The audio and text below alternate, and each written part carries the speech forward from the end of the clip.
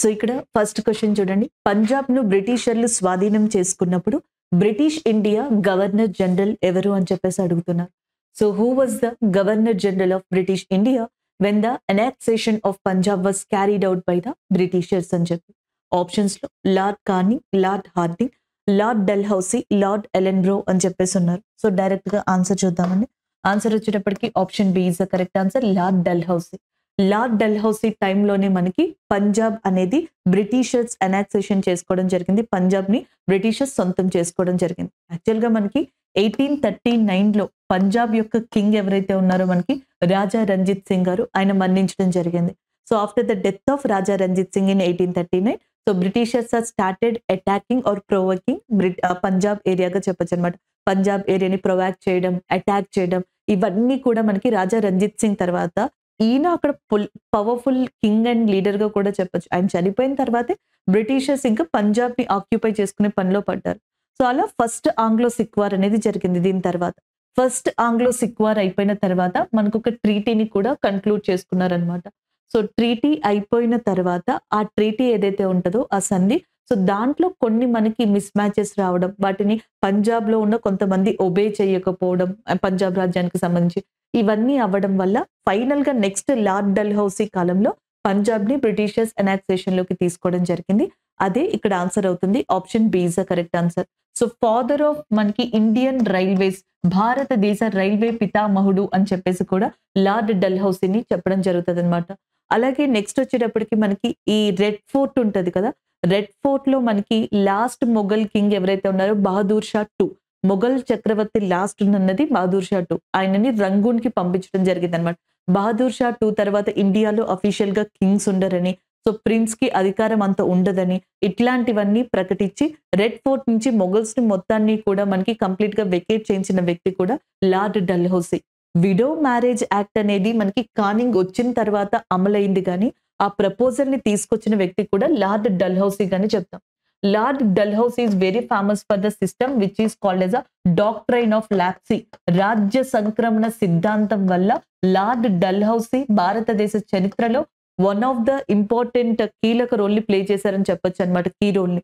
ఎందుకంటే according to the doctrine of lapsi, ఈ రాజ్య సంక్రమణ సిద్ధాంతం ప్రకారం కింగ్ అండ్ క్వీన్ కి గనుక ఓన్ చిల్డ్రన్ లేకపోతే సో అప్పుడు ఆ రాజ్యం అనేది బ్రిటిషర్స్ సొంతం అయిపోతుంది. రెండోది, అది కూడా మనకి మేల్ అయి ఉండాలి, ఫీమేల్ అయినా సరే వాళ్ళు ఆక్యుపై చేసేసుకుంటారు. అండ్ నెక్స్ట్ వచ్చేటప్పటికి ఒకవేళ వీరు ఎవరినైనా అడాప్ట్ చేసుకోవాలనుకుంటే బ్రిటిషర్స్ పర్మిషన్ తీసుకోవాలి. అండ్ తీసుకున్న తర్వాత కూడా అడాప్ట్ చేసుకుంటే అడాప్ట్ చేసుకున్న పర్సన్ బ్రిటిషర్స్ కి పెన్షన్ దారుడు అవుతారు. అట్లా మనకి కొన్ని రూల్స్ రెగ్యులేషన్స్ పెట్టడం జరిగింది అనమాట. ఇలాంటి వాటిని వ్యతిరేకించిన వాళ్ళలో కర్ణాటకకి సంబంధించిన కిట్టూరి చెన్నమ్మ ఉన్నారు. అలాగే ఝాన్సీకి సంబంధించిన లక్ష్మీబాయి కూడా ఉన్నారు. ఝాన్సీ లక్ష్మీబాయిని చంపింది ఎవరు అని అడుగుతారు. Who kill Jhansi Lakshmibai? Huge rose గా చెప్పడం జరుగుతుంది అనమాట.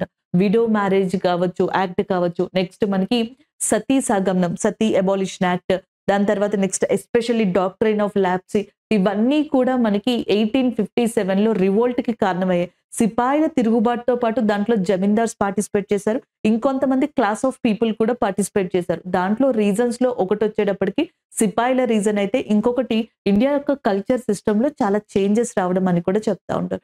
ఈ ఓరియంటెడ్ లో కూడా క్వశ్చన్స్ ని అడిగే ఛాన్సెస్ ఉన్నాయి. ఇకపోతే lord Canning, the first viceroy of India, భారతదేశానికి ఫస్ట్ వైస్రాయ్ ఆఫ్ ఇండియా కింద లార్డ్ కానింగ్ ని చెప్తారు. And last viceroy of India కింద లార్డ్ మౌంట్ బ్యాటన్ ని చెప్పడం జరుగుతుంది అనమాట. సో ఇవి మీరు ఓవరాల్ గా గుర్తుపెట్టుకొని option B is the correct answer. Next one చూద్దాం. సో నెక్స్ట్ క్వశ్చన్ చూడండి. Who among the following was the successor of Chandragupta one?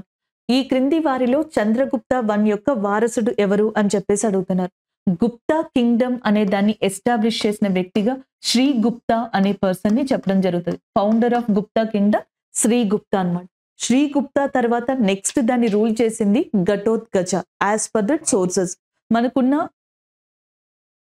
మనకున్న సోర్సెస్ యొక్క ఇన్ఫర్మేషన్ ప్రకారం ఘటోత్కచ అనే పర్సన్ రూల్ చేశారు. ఘటోత్కచ తర్వాత చంద్రగుప్త వన్ అనే పర్సన్ మనకి రూల్ చేయడం జరిగింది. అంటే మనకి క్రింది వారిలో చంద్రగుప్త వన్ యొక్క వారసుడు ఎవరు అని అడుగుతున్నారు. చంద్రగుప్త వన్ తర్వాత నెక్స్ట్ మనకి రూల్ చేసింది సముద్రగుప్తుడు, కాబట్టి ఆప్షన్ బి అనేది కరెక్ట్ ఆన్సర్ అవుతుంది అనమాట. సముద్రగుప్తుడి తర్వాత నెక్స్ట్ రూల్ చేసింది చంద్రగుప్త టూ. సో ఇలా మనకు వస్తుంది ఫస్ట్ శ్రీగుప్త, దాని తర్వాత నెక్స్ట్ మనకి ఎవరు వస్తారండి, ఘటోత్కజ అనే పర్సన్ రావడం జరుగుతుంది. ఘటోత్కజుని తర్వాత నెక్స్ట్ వచ్చేది మనకి చంద్రగుప్త 1. చంద్రగుప్త 1 తర్వాత సముద్రగుప్తుడు వస్తాడు. సముద్రగుప్త తర్వాత చంద్రగుప్త 2 రావడం జరుగుతుంది అనమాట. సో దాని తర్వాత స్కందగుప్త, బుధగుప్త, భానుగుప్త, వినయగుప్త, సో ఇలాంటి వాళ్ళందరూ కూడా రావడం జరుగుతుంది. ఇది మనకి ఆర్డర్ అన్నమాట. అయితే చంద్రగుప్త 1 యొక్క వారసుడు ఎవరు? So who is a successor of Chandragupta 1? సముద్రగుప్తగా చెప్పడం జరుగుతుంది. సో సముద్రగుప్తాని ఏమని కూడా పిలుస్తారంటే ఇండియన్ నెపోలియన్ అని చెప్పేసి పిలవడం జరుగుతుంది. సో భారతదేశ నెపోలియన్ అని చెప్పేసి మనకి సముద్రగుప్తుని పిలవడం జరుగుతుంది అనమాట. అది దానితో పాటుగా ఈయనని కవిరాజా అని కూడా పిలుస్తారంట. He is also called as a Kaviraja. అలాగే విక్రమాదిత్య అనే బిరుదు కావచ్చు, లేదా శాకారి, శకులని హరించిన వాడు అని చెప్పేసి ఈ 2 బిరుదులు కలిగిన వ్యక్తి ఎవరు అంటే చంద్రగుప్త 2 గా చెప్పడం జరుగుతుంది. చంద్రగుప్త 2 కాలంలో కాయిన్స్ ప్రింట్ అవుతాయి కదా, ఆ కాయిన్స్ మీద లయన్ సింబల్ ఉండేదంటండి, సింహం బొమ్మ.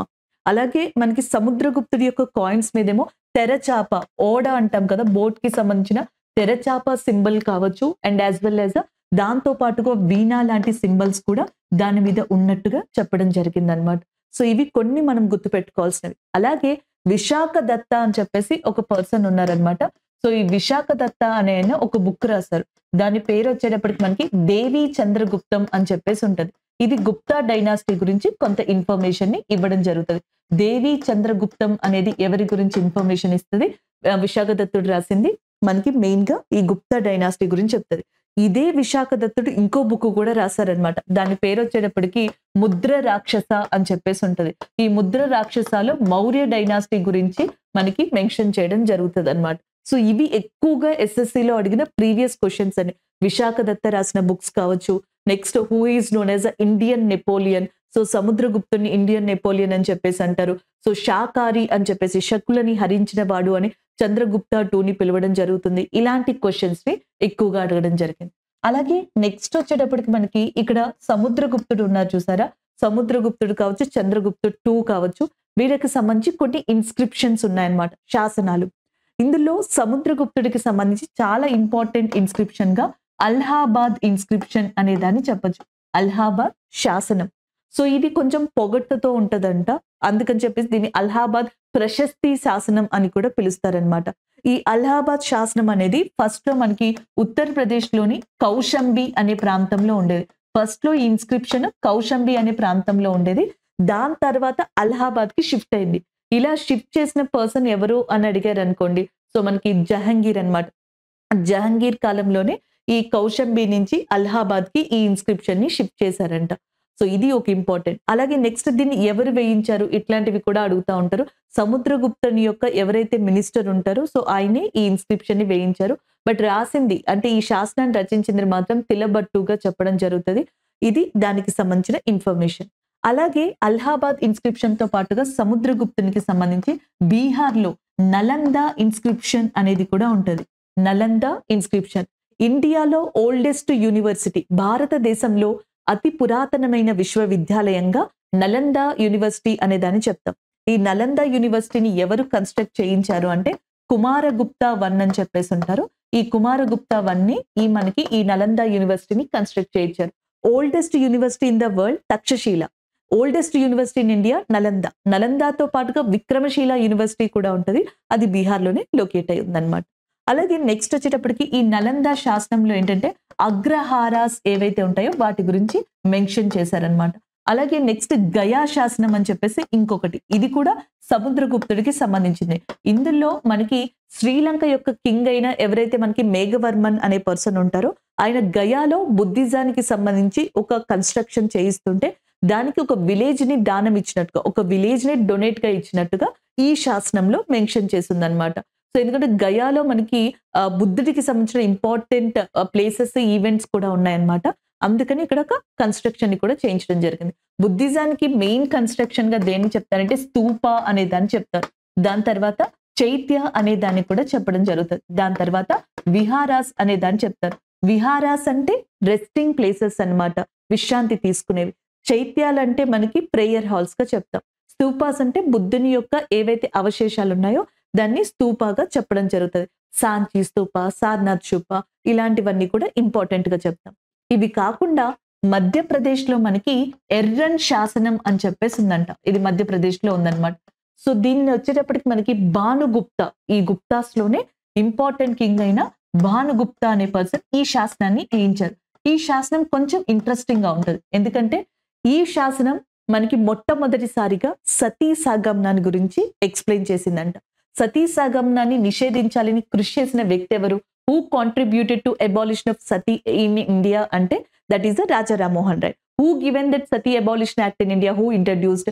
విలియం బెంటిక్ ఇన్ 1829 గా చెప్పొచ్చు అనమాట. అలాంటి సతీ సాగమనాన్ని గురించి ఫస్ట్ టైం మనకి మెన్షన్ చేసింది ఎర్రన్ శాసనంలో అండ్ గుప్తుల కాలంలో భానుగుప్త ఆ శాసనంలో మెన్షన్ చేశారనమాట. అలాగే మనకి ఇంకొక ఇంపార్టెంట్ పర్సన్ ఉన్నారు. ఆయన పేరు స్కందగుప్తాగా చెప్పడం జరుగుతుంది. స్కందగుప్త కాలంలోనే మనకి గుప్తాస్ ని అటాక్ చేసిన పర్సన్స్ గా హున్స్ ని చెప్తారు. ఈ హున్స్ ని సప్రెస్ చేసింది కూడా గుప్తాసే, స్కందగుప్తుడే. సో ఈ ఇన్ఫర్మేషన్ మనకి ఎక్కడ దొరుకుతుంది? బీతర్ అనే ఒక ఇన్స్క్రిప్షన్ లో ఉంటది. ఈ బీతర్ అనే శాసనం మనకి ఎక్కడ లభిస్తుంది అంటే మధ్యప్రదేశ్ లోనే కనిపిస్తుంది. ఇదే మధ్యప్రదేశ్ లో ఇండోర్ శాసనం అని చెప్పేసి ఇంకొకటి ఉందన్నమాట. ఈ ఇండోర్ ఇన్స్క్రిప్షన్ లో మనకి మెయిన్ గా దేని గురించి ఉంటది అంటే ట్యాక్స్ సిస్టమ్, కౌలుదారీ సిస్టమ్ గురించి దీంట్లో ఈయన మెన్షన్ చేశాడు. చంద్రగుప్త 2 టైంలోనే మనకి ఇంకొక పర్సన్ కనిపిస్తారు. ఆమె పేరు ప్రభావతి దేవిగా చెప్తాం. ఈ ప్రభావతి దేవి కూడా ఒక ఇన్స్క్రిప్షన్ ని వేయించింది, శాసనాన్ని. దాన్ని పూణే ఇన్స్క్రిప్షన్ గా అంటారు. మహారాష్ట్రలో ఉందన్నమాట. ఇది గుప్తాస్ యొక్క అడ్మినిస్ట్రేషన్ కి సంబంధించి ఇన్ఫర్మేషన్ ని ఇవ్వడం జరుగుతుంది. అలాగే నెక్స్ట్ వచ్చేటప్పటికి మనకి పహాడ్ శాసనం అని చెప్పేసి ఉంది. పహాడ్ ఇన్స్క్రిప్షన్ ఇది మనకి బంగ్లాదేశ్ లో లొకేట్ అయ్యి ఉందన్నమాట. బంగ్లాదేశ్ లో లొకేట్ అయ్యింది పహాడ్ శాసనం అనేది. దీన్ని బుధగుప్తుడే ఇచ్చారండి. సో ఇలా అండ్ గుప్తాస్ కి సంబంధించి ఇన్స్క్రిప్షన్స్ చూడొచ్చు, అలాగే యూనివర్సిటీస్ అనేవి చూడొచ్చు, అటాక్స్ అనేవి చూడొచ్చు, అండ్ ఇండియన్ నెపోలియన్ అని పిలువబడే సముద్రగుప్తుడి యొక్క విక్టరీస్ ని చూడొచ్చు. ఇవన్నీ కాకుండా మనకి ఇంకొంత ఇన్ఫర్మేషన్ ఏంటి, చంద్రగుప్త 2 టైంలో మనకి ఇంపార్టెంట్ పోయట్స్ ఉండేవాళ్ళు అనమాట. ఈవెన్ కాళిదాసుని ఇండియన్ షేక్స్పియర్ అని కూడా పిలుస్తారు. Who is called as the Indian Shakespeare? Kalidasa. So Kalidasa కాలంలో మనకి ఏదైతే చంద్రగుప్తుని 2 కాలంలో ఏవైతే ఆస్థానం ఉండేదో కోర్టు, దాంట్లో కాళిదాసు కూడా one of the important person గా చెప్పొచ్చు. కాళిదాసు రాసినవేంటి? రఘువంశం, మాలవికాంగ మిత్రం, సో ఇలాంటివన్నీ కూడా, మేఘదూతం, ఇవన్నీ కాళిదాసు రాసిన బుక్స్ గా చెప్పడం జరుగుతుంది. ఇట్లా మనకి చాలా ఇన్ఫర్మేషన్ ఉంటుందండి. ఇక్కడతో కట్ షార్ట్ చేద్దాం. సముద్రగుప్త ఏదైతే ఉందో అది కరెక్ట్ ఆన్సర్ అవుతుంది. Option B is the correct one. So next question చూడండి. హరప్పా లిపికి చెందిన 10 పెద్ద సైజు సంకేతాలతో కూడిన శాసనం ఎక్కడ కనుగొనబడింది అని చెప్పేసి అడుగుతున్నారు. And inscription comprising the large sized science of Harappan script was found at Kalibangan అంటున్నారు. సో కాళీబంగన్ అనేది మనకి ఎక్కడ లొకేట్ అయ్యింది? రాజస్థాన్ లో లొకేట్ అయ్యింది కాళీబంగన్ అనేది. ఇండస్ వ్యాలీ సివిలైజేషన్ లోనే అతిపెద్ద అగ్రికల్చర్ సైట్, అతిపెద్ద వ్యవసాయ క్షేత్రంగా మనకి కాళీబంగన్ అనే దాన్ని చెప్పొచ్చు అనమాట. And the next one Banawali అని చెప్పేసి ఉంది. పులి ముద్రిక ఇక్కడ దొరికిందంట. టైగర్ కి సంబంధించిన ఆనవాళ్ళు ఏవైతే ఉన్నాయో పులి ముద్రికలు, సో అవి మనకి బన్వాలీలో దొరికాయి. నెక్స్ట్ వన్ కోట్ డీజీ అని చెప్పేసి ఉంది. సో నెక్స్ట్ వచ్చేటప్పటికి ధోలవీర. సో మనకి ధోలవీర అనేది ఏదైతే ఉందో అది కరెక్ట్ ఆన్సర్ అవుతుంది. Option D is the correct answer. UNESCO అనేది మనకు ఒకటి ఉంది కదండి, ఇంటర్నేషనల్ ఆర్గనైజేషన్. దీనికి సంబంధించి క్వశ్చన్స్ కూడా అడుగుతూ ఉంటారు. యునెస్కో యొక్క హెడ్ క్వార్టర్స్ అనేది ఎక్కడ ఉంది అంటే ప్యారిస్ లో ఉంది. అలాగే యునెస్కోకి సంబంధించి కొన్ని ఇనిషియేటివ్స్ ఉన్నాయి. ఒకటి వరల్డ్ హెరిటేజ్ సైట్స్ అని చెప్పేసి అంటాం, ప్రపంచ వారసత్వపు ప్రదేశాలు. వరల్డ్ హెరిటేజ్ సైట్స్ ఎన్ని ఉన్నాయి ఇప్పుడు ప్రెసెంట్ ఇండియాలో? 42 ఉన్నాయి, 42. ఇదే యునెస్కోకి సంబంధించి మనకి మ్యాప్ అని ఇంకొక ప్రోగ్రామ్ ఉంది, మ్యాన్ అండ్ బయోస్పియర్ అంటాం. దీనికి సంబంధించి మనకి ఎన్ని ఇండియాలో రికగ్నైజ్ చేశారంటే అవుట్ ఆఫ్ 18 12 బయోస్పియర్స్ ని మ్యాప్ కింద రికగ్నైజ్ చేశారు. ఇవన్నీ ప్రీవియస్ క్వశ్చన్స్ ఏనండి. ఈ వరల్డ్ హెరిటేజ్ సైట్స్ లో 42 కదా, రీసెంట్ గా రికగ్నైజ్ చేసినవి నేను చెప్తానే ఉన్నాను మీకు. ఒకటి శాంతినికేతన్ అనేది వెస్ట్ బెంగాల్లో లొకేట్ అయి ఉంది. అలాగే ఇంకొకటి వచ్చేటప్పటికి group of Hoysala temple, Hoysala ఆలయాలు, ఇవి వచ్చేటప్పటికి కర్ణాటకలో లొకేట్ అయింది హోయసాల టెంపుల్ అనేది. సో వీటిని రికగ్నైజ్ చేయడం జరిగింది. అయితే నెక్స్ట్ మనకి ఇక్కడ ధోలవీర అనేది కూడా సో మనకి ప్రీవియస్ గా యునెస్కో యొక్క వరల్డ్ హెరిటేజ్ సైట్ గానే చెప్పొచ్చు అనమాట. అయితే ఈ ధోలవీర అనే ప్రదేశం ఏదైతే ఉందో ఇది మనకి లార్జెస్ట్ రిజర్వైర్ గా చెప్పడం జరుగుతుంది. అతిపెద్ద రిజర్వైర్ సిస్టమ్ ఉంది. అలాగే అతిపెద్ద స్టేడియం ఉన్నదానిగా కూడా దీన్ని చెప్పొచ్చు. అతిపెద్ద స్టేడియం, అతిపెద్ద రిజర్వైర్, అతిపెద్ద shopping complex Indus valley civilization కి సంబంధించి కూడా ధోలవీరాలో ఉన్నట్టుగా మనకి చెప్పడం జరిగింది. అంతేకాకుండా ఈ సింధు నాగరికతలో మనకి ఇంపార్టెంట్ ఇండస్ట్రీస్ ఉన్నాయి. క్వశ్చన్స్ అడిగితే కొంచెం డిఫరెంట్ గా కూడా అడగచ్చండి. రెగ్యులర్ గా ఎస్ఎస్సి అడిగినట్టు క్వశ్చన్స్ అడిగితే ఇంతే. ఇండస్ వ్యాలీ సివిలైజేషన్ లో కాళీబంగన్ ప్లేస్ ఎక్కడుంది, అండ్ వరల్డ్ హెరిటేజ్ సైట్ ఏది, లేకపోతే మనకి 10 సైన్స్ కి సంబంధించిన సింబల్ ఎక్కడ కనిపించింది, లార్జెస్ట్ స్టేడియం ఏది. అలా కాకుండా ఇండస్ వ్యాలీ సివిలైజేషన్ కి సంబంధించి సెకండ్ ఇంపార్టెంట్ ఇండస్ట్రియల్ సిటీ ఏది అని అడగచ్చు. థర్డ్ ఇంపార్టెంట్ ఇండస్ట్రియల్ సిటీ ఏది అని అడగచ్చు. కొన్ని పారిశ్రామిక నగరాలు ఉన్నాయన్నమాట. దాంట్లో మనకి second or third important industrial city వచ్చేటప్పటికి లేదా ప్లేస్ వచ్చేటప్పటికి ధోలవీరాగా చెప్తారు, which is located in Gujarat ఏరియాగా మనం గుర్తుపెట్టుకోవాల్సి ఉంటుంది. ఇవి ఇండస్ వ్యాలీ సివిలైజేషన్ కి సంబంధించిన కొంత ఇన్ఫర్మేషన్ అండి. ఆప్షన్ డి అనేది మీరు ఇక్కడ కరెక్ట్ ఆన్సర్ గా తీసుకోవచ్చు. సో నెక్స్ట్ వన్ చూడండి. భారతదేశంలోని కొన్ని ప్రాంతాల్లో రైతులు తమ దేవి ద్వారాన్ని పూజించడం ద్వారా పోల పండుగని జరుపుకుంటారు. And farmers in some parts of India celebrated the Pola festival by worshipping their అని చెప్పేసి అడుగుతున్నారు. So that is nothing but bullocks గా చెప్పచ్చు. Option D is the correct answer, ఎద్దులు. మహారాష్ట్ర, ఛత్తీస్గఢ్ లాంటి ప్రాంతాలలో ఎద్దుల్ని పూజించడం ద్వారా పోలా అనే ఒక ఫెస్టివల్ని సెలబ్రేట్ చేసుకుంటారు. In Maharashtra, Chhattisgarh by worshipping bullocks and they are celebrating Pola festival with respect to their రీజియన్స్గా చెప్పచ్చు. ఆప్షన్ డి అనేది ఇక్కడ కరెక్ట్ ఆన్సర్ అవుతుంది. నెక్స్ట్ వన్ చూద్దాం. సో ఇక్కడ క్వశ్చన్ చూడండి. ప్రతిష్టాత్మక అంతర్జాతీయ క్రీడా పోటీలలో పతకాలు సాధించేలాగా ఆటగాళ్లను తయారు చేసి కోచ్లకు క్రింది వాటిలో ఏ అవార్డును ప్రదానం చేయబడుతుంది అని అడుగుతున్నారు. Which of the following is awarded to the coaches for producing medal winners at prestigious international sports event అని చెప్పేసి ఇచ్చారు. సో దీంట్లో చూసేటప్పటికి అర్జున అవార్డ్, ద్రోణాచార్య, ధ్యాన్ చంద్, రాజీవ్ గాంధీ ఖేల్ రత్న. సో రాజీవ్ గాంధీ ఖేల్ రత్న అనే దాన్ని మనకి ఏమని మేజర్ ధ్యాన్ చంద్ ఖేల్ రత్న అవార్డు కింద పేరు మార్చారండి. రాజీవ్ గాంధీ ఖేల్ రత్న అవార్డుని మేజర్ ధ్యాన్ చంద్ ఖేల్ రత్న అవార్డు కింద పేరు మార్చడం జరిగిందన్నారు. ఇది ఒకటి గుర్తుపెట్టుకోవాలి. నెక్స్ట్ వన్, అర్జున అవార్డు అనేది ఎవరైతే స్పోర్ట్స్లో బెస్ట్ కాంట్రిబ్యూషన్ ఇచ్చారో వాళ్ళకి ఇవ్వడం జరుగుతుంది, బెస్ట్ పర్ఫార్మెన్స్ ఇచ్చారో వాళ్ళకి. ద్రోణాచార్య అవార్డు ఏదైతే ఉందో సో దీనిని బెస్ట్ కోచెస్ ఎవరైతే ఉన్నారో మనకి కోచింగ్ ఇచ్చిన వాళ్ళు, ఆ కోచ్లు ఎవరైతే ఉన్నారో వాళ్ళకి ఇవ్వడం జరుగుతుంది. సో ఇక్కడ ఆన్సర్ వచ్చేటప్పటికి Dronacharya award is a correct answer. మనకి నేషనల్ స్పోర్ట్స్ ఉంది చూసారా. సో నేషనల్ స్పోర్ట్స్ వచ్చేటప్పటికి మెయిన్గా ఎవ్రీ ఇయర్ కూడా ministry of youth affairs and స్పోర్ట్స్కి సంబంధించి అవార్డ్స్ని ప్రకటిస్తుంది. దీంట్లో ఏంటి, Dronacharya award, Arjuna award, Major Dhyan Chand Khel Ratna award, ఇలాంటివన్నీ కూడా దాంట్లో ఉంటాయి అన్నమాట. మనకి ఈసారి అయితే కనుక Khanwilkar, again I'm repeating, Khanwilkar. So Khanwilkar అనే పర్సన్ ఎవరైతే ఉన్నారో ఆయన మనకి ఈ కమిటీకి హెడ్గా ఉన్నారు. ఎవరైతే ఈ స్పోర్ట్స్ పర్సన్స్ని ఈ అవార్డుకి సెలెక్ట్ చేయాలి కదా, ఈ అవార్డుకి సెలెక్ట్ చేసే కమిటీ ఏదైతే ఉంటుందో దానికి హెడ్గా ఉన్నది ఎవరు అంటే కాన్విల్కర్ ఈసారి. సో దీంట్లో ఇంపార్టెంట్ ఇన్ఫర్మేషన్ అనేది మీరు ఇక్కడ చూడొచ్చు. మేజర్ ధ్యాన్ చంద్ ఖేల్ రత్న అవార్డు అని చెప్పేసి ఉంది చూసారా. ఈ major Dhyan Chand Khel Ratna award out standing award అనమాట, హైయెస్ట్ అవార్డ్ స్పోర్ట్స్లో ఇచ్చేది. ఇది ఇద్దరికి ఇవ్వడం జరిగింది. ఇద్దరు బ్యాడ్మింటన్ విభాగానికి సంబంధించిన వాళ్ళు. ఒకళ్ళు సాత్విక్ సాయిరాజ్ రంకిరెడ్డి అండ్ ఇంకొకళ్ళు చిరాగ్ శెట్టి. సాత్విక్ సాయిరాజ్కి, చిరాగ్ శెట్టికి బ్యాడ్మింటన్ డ్యూయో విభాగానికి సంబంధించి మేజర్ ధ్యాన్ చంద్ ఖేల్ రత్న అవార్డుని రీసెంట్గా వాళ్ళకి ఇవ్వడం జరిగింది. ఫస్ట్ అవార్డు తీసుకున్నది, ఈ మేజర్ ధ్యాన్ చంద్ ఖేల్ రత్న అవార్డుని తీసుకున్నది ఎవరు అంటే ఫస్ట్ అవార్డుని విశ్వనాథ్ ఆనంద్ గారు, చెస్ ఛాంపియన్ అయిన విశ్వనాథ్ ఆనంద్ గారు ఫస్ట్ అవార్డు అనమాట దీనికి సంబంధించి. ఈ అవార్డు ఎవరికైతే వస్తుందో వాళ్ళకి 25 lakhs క్యాష్ ప్రైజ్ అనేది ఇస్తారు. నెక్స్ట్ వన్, దాని తర్వాత ద బెస్ట్ అవార్డుగా అర్జున అవార్డు అనేది ఉంటుంది. సో దీంట్లో ఎవరికైతే విన్నర్స్గా ఉంటారో, ఎవరైతే సెలెక్ట్ అవుతారో వాళ్ళకి 16 lakhs క్యాష్ ప్రైజ్ అనేది ఇవ్వడం జరుగుతుంది. టోటల్గా 26 మెంబర్స్ని ఈసారి అర్జున అవార్డుకి ఎంపిక చేశారు. దాంట్లో క్రికెటర్స్ తరపున ఒకే ఒక్క పర్సన్ ఉన్నారు, మొహమ్మద్ షామి. బీసీసీఐ రికమెండ్ చేసిన మేరకు మొహమ్మద్ షామి మనకి ఉండడం జరిగిందంట. అది ఒకటి. శీతల్ దేవి గారు ఇండియాలో ప్రతి ఒక్కళ్ళు తెలుసుకోవాల్సిన పర్సన్.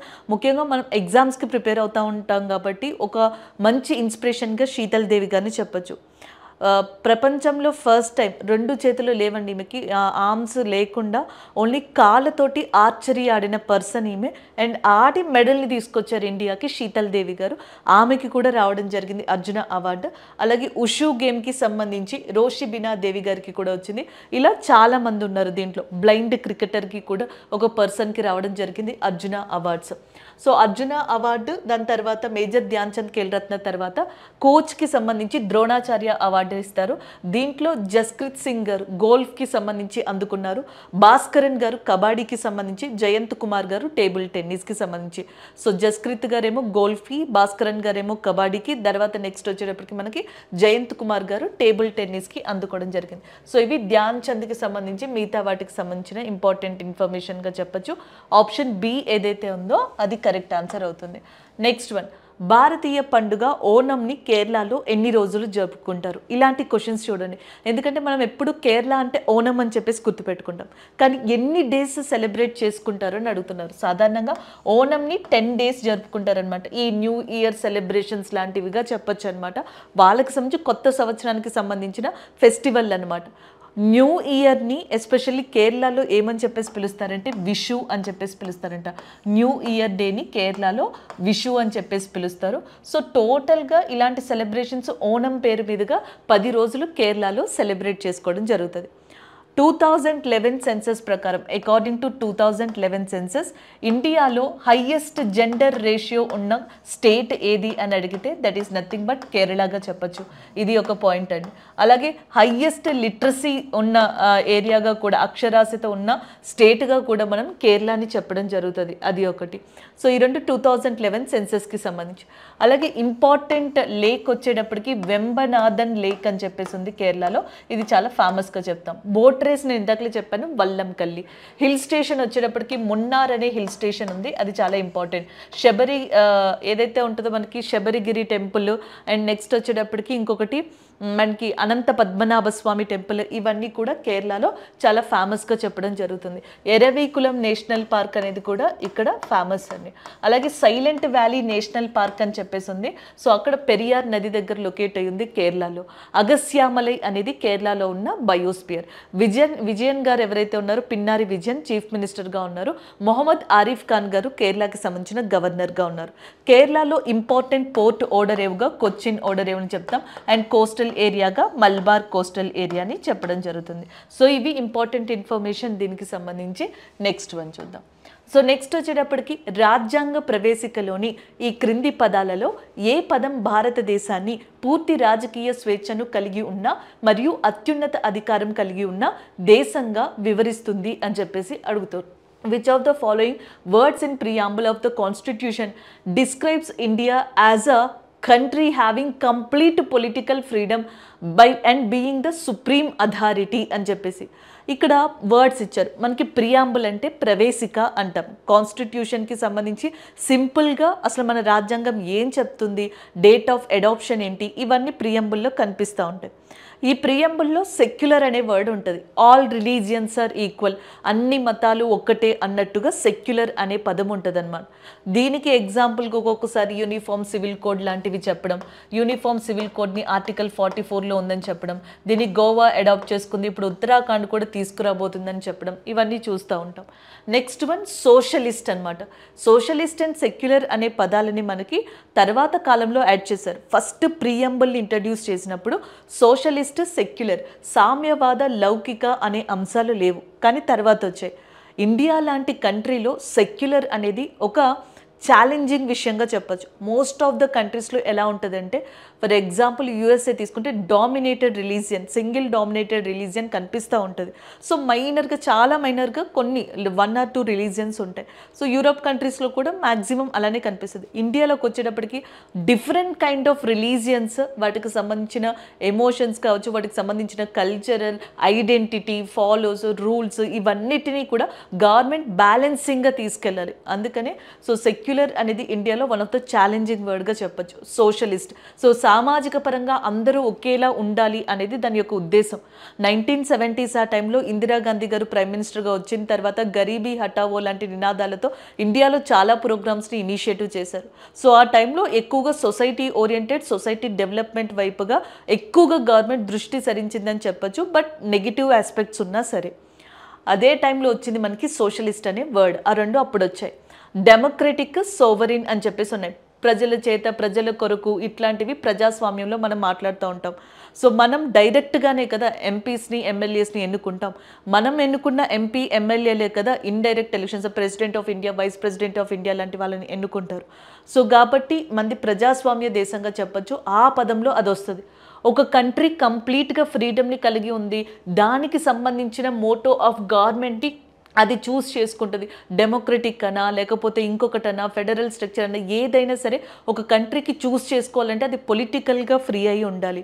సో మనకి ఇండిపెండెన్స్ వచ్చింది, మనం పొలిటికల్గా ఫ్రీగా ఉన్నాం, మన సుప్రీం అథారిటీ మన కంట్రీనే కాబట్టి సార్వభౌమాధికారం, సోవర్నిటీ అనేది అలాంటి లక్షణాలని చెప్తుంది. ఆప్షన్ ఏ అనేది కరెక్ట్ ఆన్సర్ అవుతుంది. ప్రియంబల్ని కనుక కరెక్ట్గా మనం అర్థం చేసుకోగలిగితే మన కంట్రీకి సంబంధించిన చాలా ఆస్పెక్ట్స్ ఆఫ్ పాయింట్స్ అనేవి మీకు ఇంట్రెస్టింగ్గా ఉంటాయి, తెలుస్తాయి కూడా. ప్రియంబుల్ ఆఫ్ కాన్స్టిట్యూషన్ ఏదైతే ఉందో ఫస్ట్లో దీన్ని అసలు జవహర్లాల్ నెహ్రూ గారు ఆబ్జెక్టివ్ రిజల్యూషన్ అనే దాంతో ప్రపోజల్లో పెట్టారని, దాని తర్వాత స్లోగా అది రూపుదాల్చుకుంటూ సో మనకి ప్రియంబుల్గా రావడం, ఇవన్నీ కూడా హిస్టారికల్ బ్యాక్గ్రౌండ్లో చూడొచ్చు. సోర్సెస్ ఆఫ్ కాన్స్టిట్యూషన్ గురించి, నేచర్ ఆఫ్ ఇండియన్ స్టేట్ గురించి, మన భారతదేశం ఎలాంటి దేశం అంటే మనకి సార్వభౌమాధికారం, ప్రజాస్వామ్యం, అలాగే లౌకికవాదం, ఇలాంటివన్నీ కూడా కలిగి ఉన్న దేశంగా అది కనిపిస్తుంది అన్నట్టుగా మీకు అక్కడ కనిపిస్తుంది. డేట్ ఆఫ్ అడాప్షన్ అనేది కూడా మీకు అక్కడ కనిపించడం జరుగుతుంది. నేను చెప్పానే సోషలిస్ట్, సెక్యులర్ అనే పదాలు మనకి 1976 42nd అమెండ్మెంట్ యాక్ట్ ద్వారా మనకి ప్రియాంబుల్లో చేర్చడం జరిగిందనమాట. And the next one, Berubari case, Kesavananda Bharati కేసెస్లో కూడా ప్రియంబుల్ అనేది one of the important topic అనమాట. ఇంపార్టెంట్ పాయింట్గా కూడా మీకు కనిపిస్తూ ఉంటుంది. అండ్ నెక్స్ట్ మీకు కొన్నిసార్లు ఎగ్జామ్లో ఎలా అడుగుతారంటే ప్రియంబుల్లో we are the people of India and having sovereign, socialist, secular, democratic, republic, ఇలా వర్డ్స్ తోటి మీకు ఆ ప్రిఫేజ్ అనేది రాసుంటుంది. సో ఆర్డర్లో అడుగుతారనమాట. సోవరిన్, సోషలిస్ట్ తర్వాత డెమోక్రటిక్ వస్తుందా, రిపబ్లిక్ వస్తుందా, ఇలా అడుగుతారు. సో షార్ట్కట్లో మీరు నార్మల్గా ఏం గుర్తుపెట్టుకోవచ్చు అంటే ప్రియాంబుల్కి సోసోసిడి అని చెప్పేసి గుర్తుపెట్టుకోండి. రిపబ్లిక్ వర్డ్ సెట్ కావట్లేదు కాబట్టి నేను అలా ఉంచాను. లేదా సోసోసిడి రిపీట్ అని చెప్పేసి కూడా గుర్తుపెట్టుకోవచ్చు. సో జనరల్గా అలా గుర్తుపెట్టుకోవడానికి ట్రై చేయండి. సోసోసిడి రిపీట్ అని చెప్పేసి. సో అంటే సోవరిన్, నెక్స్ట్ సో అంటే సోషలిస్ట్, సి అంటే సెక్యులర్, డి అంటే డెమోక్రటిక్, రివిజన్ అంటే మనకి రిపీట్ అంటే రిపబ్లిక్. సోవరిన్, సోషలిస్ట్, నెక్స్ట్ వచ్చేటప్పటికి సెక్యులర్, డెమోక్రటిక్, రిపబ్లిక్, సోసోసిడి. సో ఇలా ఏమన్నా ట్రై చేస్తే కనుక షార్ట్కట్లో, అంటే ఇది కాన్సెప్ట్ కాదండి, వర్డ్స్ ఇలా ఉంటాయి. మిమ్మల్ని ఎస్ఎస్సి లాంటి ఎగ్జామ్స్లో, రైల్వేస్ లాంటి ఎగ్జామ్స్లో ఇలాంటి క్వశ్చన్స్ ఒక్కొక్కసారి అడుగుతారు. మనకి మొత్తం ఆ వర్డ్స్ ఫ్రేమింగ్ అంతా మార్చేసి ఆర్డర్లో పెట్టమని అడుగుతారు.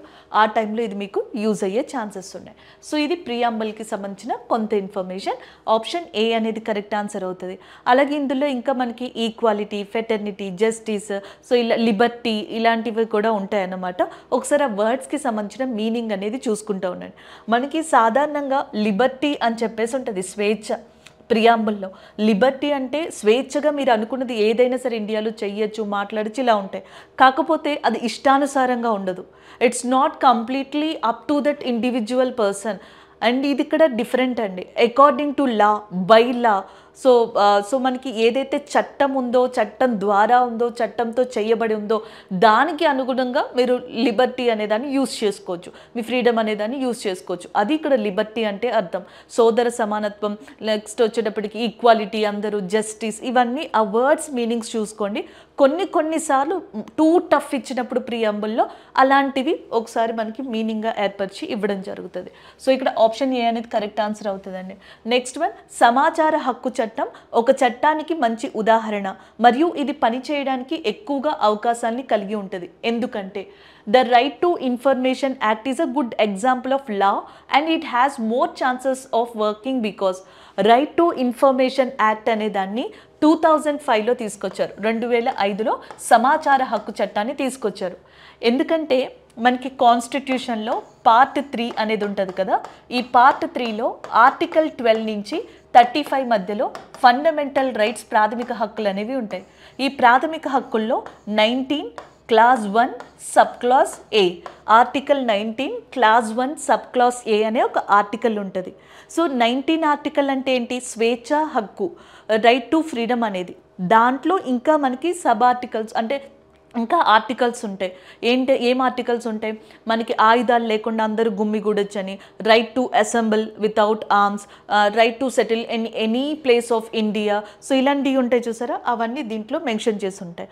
అలా 19 క్లాస్ 1 సబ్ క్లాస్ ఏ అని ఒక ఆర్టికల్ ఉంటుంది ఫండమెంటల్ రైట్స్లో, అది ఒకటి. ఆర్టికల్ 21లో ఒకటి.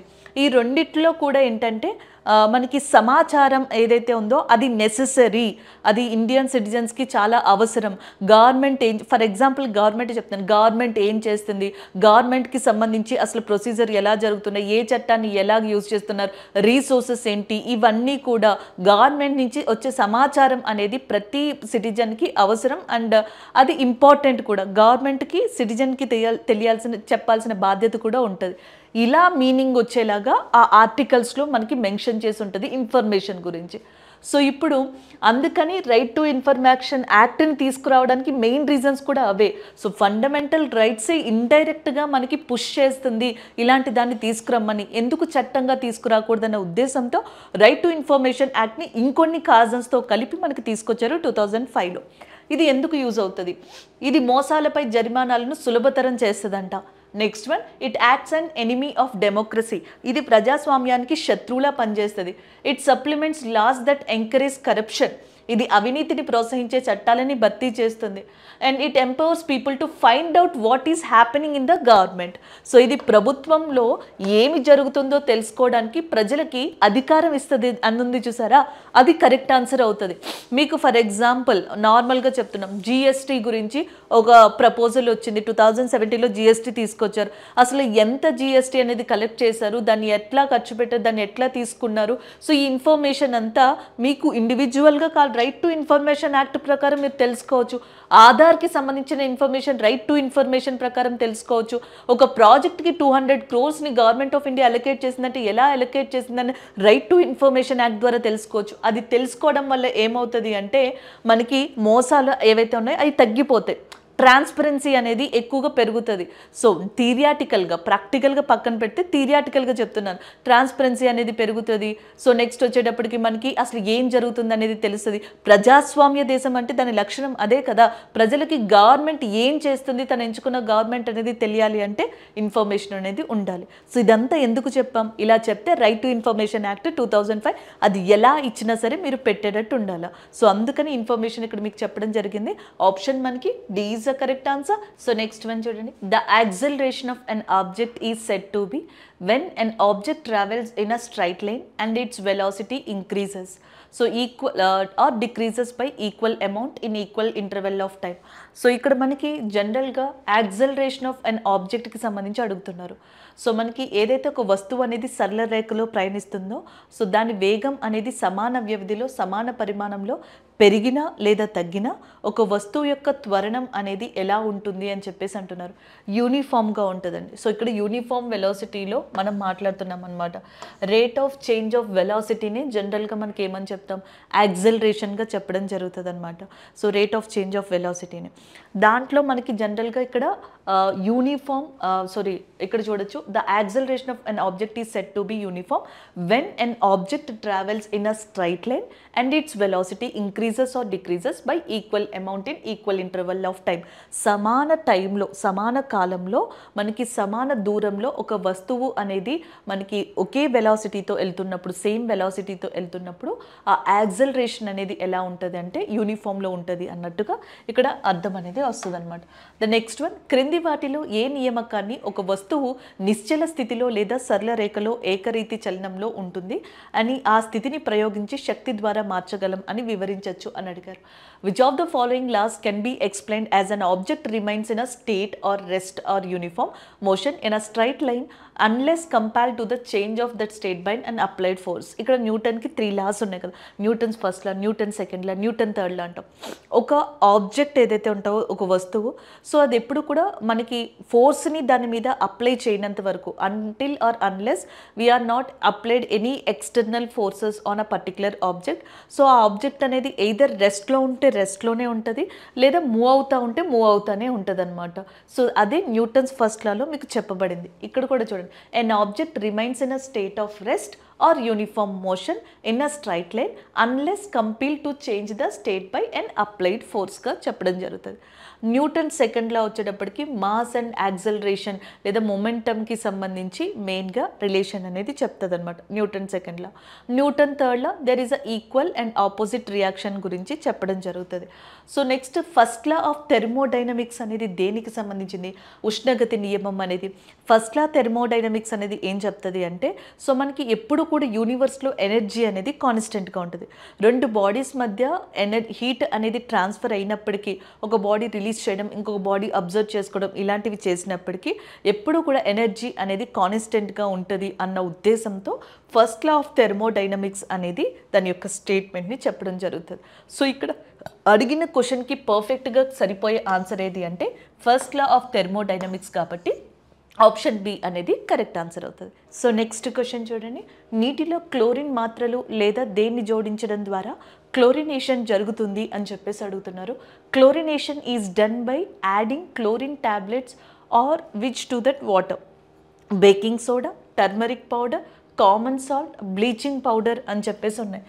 సో సాధారణంగా మనకి క్లోరిన్ టాబ్లెట్స్ అలాగే బ్లీచింగ్ పౌడర్ ఉంటుంది చూసారా, సో బ్లీచింగ్ పౌడర్, సో ఈ రెండిట్లో ఏది కలిపినా సరే మనకి క్లోరినేషన్ అనేది జరుగుతుంది. ఇది ఎక్కువగా మనకి డిస్ఇన్ఫెక్షన్, వాటర్ని డిస్ఇన్ఫెక్ట్ చేయడానికి అని చెప్పేసి యూజ్ చేస్తాం కదా. ఆప్షన్ ఏ అనేది కరెక్ట్ ఆన్సర్ అవుతుంది. అయితే ఇక్కడ సాధారణ ఉప్పు, పసుపు powder, turmeric powder, common salt అనే దాన్ని పక్కన పెడితే బేకింగ్ సోడా అనేది ఉంది కదా, అది మనకి యూజ్ అవుతుందండి ఎగ్జామ్లో. ఒకసారి చూడండి దానికి సంబంధించిన క్వశ్చన్స్. సో మనకి బ్లీచింగ్ పౌడర్ వచ్చేటప్పటికి కాల్షియం హైపోక్లోరైట్గా చెప్తాం. కాల్షియం హైపోక్లోరైట్ దాని యొక్క ఫార్ములా ఇది. సో దాన్ని బ్లీచింగ్ పౌడర్గా పిలుస్తాం. క్లోరినేషన్కి దాన్ని యూజ్ చేయడం జరుగుతుంది. And the next one baking సోడాని సోడియం బైకార్బోనేట్ అని కూడా పిలవచ్చు. Formula NaHCO3, sodium bicarbonate. Washing సోడాని సోడియం కార్బోనేట్ అని, బేకింగ్ సోడాని సోడియం బైకార్బోనేట్ అని చెప్పేసి పిలుస్తారు. అవి కామన్ నేమ్స్ అనమాట. అలాగే బ్లీచింగ్ పౌడర్కి కాల్షియం హైపోక్లోరైట్గా చెప్పచ్చు. ఆప్షన్ ఏ ఏదైతే ఉందో అది కరెక్ట్. మీకు సీ వాటర్ తెలుసు కదా అండి. సో ఈ సీ వాటర్ అనేదాన్ని మెజర్ చేసినప్పుడు దాంట్లో సాల్ట్ అనేదాన్ని కూడా చూస్తారన్నమాట, సాలినిటీ, ఉప్పదనం. సో సీ వాటర్ని కనుక తీసుకున్నట్టయితే ఫర్ ఎగ్జాంపుల్ ఒక 100,000 గ్రామ్స్ సంబంధించి తీసుకున్నారనుకోండి సీ వాటర్, అందులో ఒక 35% వరకు, 35 గ్రామ్స్ వరకు కూడా మనకి సాల్ట్ అనేది ఉంటుంది. ఈ సాల్ట్లో డిఫరెంట్ ఉంటాయి అన్నమాట. లైక్ సోడియం క్లోరైడ్ అనేది అధిక శాతం ఉంటుందంట, 77.8% సోడియం క్లోరైడ్ ఉంటుందంట. దాంతోపాటుగా మెగ్నీషియం క్లోరైడ్ అనేది కూడా ఉంటుందంట, మెగ్నీషియం సల్ఫేట్ అనేది ఉంటుంది, కాల్షియం సల్ఫేట్ అనేది ఉంటుంది. సో ఇలా మనకి డిఫరెంట్ సాల్ట్స్ అనేవి జనరల్గా కనిపిస్తాయంట సీ వాటర్లో. బట్ సీ వాటర్లో ఎక్కువగా కనిపించేది సోడియం క్లోరైడ్గా చెప్పడం జరుగుతుంది అనమాట. సో ఇది ఇంకొక పాయింట్గా మీరు ఇక్కడ యాడ్ చేసుకోవచ్చు. నెక్స్ట్ వన్ చూడండి. నెక్స్ట్ వచ్చేటప్పటికి which of the following chemical is not used as a preservative to check the growth of microorganisms. So సూక్ష్మజీవుల పెరుగుదలని తనిఖీ చేయడానికి క్రింది వాటిలో ఏ రసాయనాలని సంరక్షణ కారణిగా ఉపయోగించరు అని చెప్పేసి అడుగుతున్నారనమాట. సో మనకి ఫుడ్ ప్రిజర్వేటివ్స్ అని చెప్పేసి ఉంటాయి. ఫుడ్ అనేది ఎక్కువ కాలం మనకి రావడానికి కొన్ని ఫుడ్ ప్రిజర్వేటివ్స్ని వాడతాం. న్యాచురల్ ఫుడ్ ప్రిజర్వేటివ్స్ అంటే సాల్ట్, ఆయిల్ ఇలాంటివి న్యాచురల్ ఫుడ్ ప్రిజర్వేటివ్స్గా చెప్తాం. మనం పికిల్స్లో చూస్తూ ఉంటాం. సో ఇలాంటి వాటిలో ఏంటంటే పాడైపోకుండా ఉండడానికి ఫుడ్ అనేది వాటిని వాడతాం సంరక్షణ కార్యగా.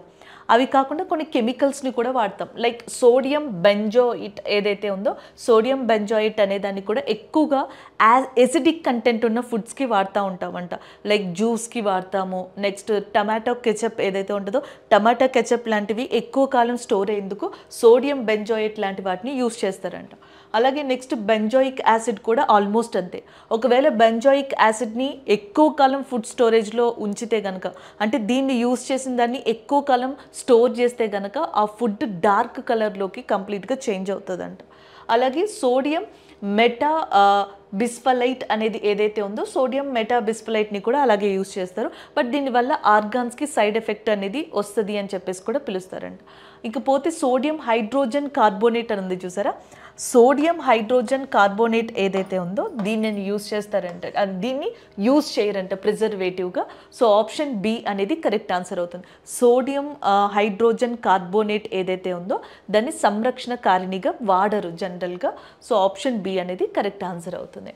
నెక్స్ట్ వన్ చూద్దాం. నెక్స్ట్ వచ్చేటప్పటికి మూర్ఛ వ్యాధి వల్ల శరీరంలోని ఏ భాగం ప్రభావితం అవుతుంది అని చెప్పేసి అడుగుతున్నారు. So which part of the body is affected by epilepsy? So ఆప్షన్లో కిడ్నీ, బ్రెయిన్, లివర్, హార్ట్ అని చెప్పేసి ఉన్నాయి. సో ఆన్సర్ వచ్చేటప్పటికి option B is the correct answer అండి. బ్రెయిన్ ఏదైతే ఉందో అది కరెక్ట్ ఆన్సర్ అవుతుంది.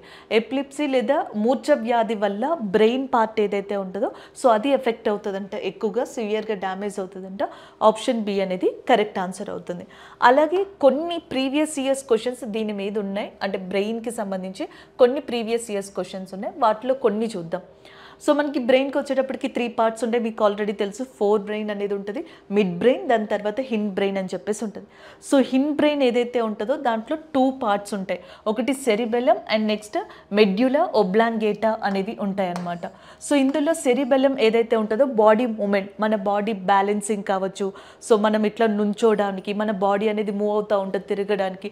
సో ఈ కండిషన్స్ అన్నిటిని చూసుకునేది ఎవరు అంటే సెరిబెల్లం. ఇది హిండ్ బ్రెయిన్లో లొకేట్ అయి ఉంటుంది. తర్వాత ఫోర్త్ బ్రెయిన్లో మనకి 3 ఉంటాయండి. ఒకటి సెరిబ్రమ్, థాలమస్, హైపోథాలమస్ ఉంటాయి. సో హైపోథాలమస్ లో ఉండేది లేదా హైపోథాలమస్ కంట్రోల్ చేసేది పిట్యూటరీ గ్లాండ్ అనేదాన్ని. ఈ పిట్యూటరీ గ్లాండ్నే మాస్టర్ గ్లాండ్ అని కూడా పిలుస్తారంట. సో మనకి జనరల్గా ఇది కొన్ని హార్మోన్స్ని రిలీజ్ చేస్తుంది. సో మన బాడీ అంతా ఫంక్షనింగ్ జరగాలి అంటే మనకి హార్మోన్స్ అనేవి ప్రొడ్యూస్ అవ్వాలి. ఆ హార్మోన్స్ని ప్రొడ్యూస్ చేసేది ఇట్లాంటి గ్లాండ్స్ అంట. ఈ గ్లాండ్స్ని కంట్రోల్ చేయడంలో బ్రెయిన్ పార్ట్స్ కూడా వన్ ఆఫ్ ద మెయిన్ ఫంక్షన్ని కలిగి ఉంటాయి. అందులో బ్రెయిన్ పార్ట్స్లో ఒకటైన ఫోర్ బ్రెయిన్ ఉంది చూసారా, దీంట్లో హైపోథాలమస్ ఏదైతే ఉందో అది పిట్యూటరీ గ్లాండ్ అనే దాన్ని కంట్రోల్ చేస్తుంది. ఈ పిట్యూటరీ గ్లాండ్ ఏదైతే ఉంటుందో దీన్ని మాస్టర్ గ్లాండ్ అంటారు. థైరాయిడ్ స్టిమ్యులేట్ హార్మోన్ అని చెప్పేసి ఉంటుంది, TSH, థైరాయిడ్ స్టిమ్యులేట్ హార్మోన్ లేకపోతే గ్రోత్ హార్మోన్, వీటన్నిటినీ కూడా మనకి రిలీజ్ చేసేది పిట్యూటరీ గ్లాండ్గా చెప్పడం జరుగుతుంది. అందుకే దాన్ని మాస్టర్ గ్లాండ్ అని కూడా పిలవడం జరుగుతుందంట. సో ఇవి మీరు చూసుకోవాల్సింది. రీప్రొడక్టివ్ సిస్టమ్ ఉంటుంది చూసారా, దానికి ఎఫెక్ట్ అయ్యే హార్మోన్స్ని కూడా మనకి కంట్రోల్ చేసేది, రిలీజ్ చేసేది పిట్యూటరీ గ్లాండ్గానే చెప్తారు. సో ఇవన్నీ బ్రెయిన్కి సంబంధించి కొన్ని డిఫరెంట్ ఎగ్జామ్స్లో అడిగిన క్వశ్చన్స్, జస్ట్ రిఫరెన్స్గా మీకు ఇక్కడ చెప్పడం జరిగింది. నెక్స్ట్ వన్ చూద్దాం. క్రింది వాటిలో క్రియారహితం చేయబడిన విటమిన్ డి ఏది అని చెప్పేసి అడుగుతున్నారు. Which one of the following is an inactive vitamin D అని చెప్పేసి ఉంది. ఆస్కార్బిక్ యాసిడ్ ఏదైతే ఉందో దీన్ని మనకి ఏమని చెప్పేసి అనొచ్చండి, విటమిన్ సిగా పిలవచ్చు. విటమిన్ సి అనే దాన్ని ఆస్కార్బిక్ యాసిడ్ అంటారు. సో దీని లోపం వల్ల మనకి స్కర్వీ అనే చర్మ వ్యాధి వస్తుంది. నెక్స్ట్ వచ్చేటప్పటికి టోకోఫెరాల్ అని చెప్పేసి ఉంది. విటమిన్ ఈ ఏదైతే ఉందో సో దాన్ని టోకోఫెరాల్గా చెప్పడం జరుగుతుంది అనమాట.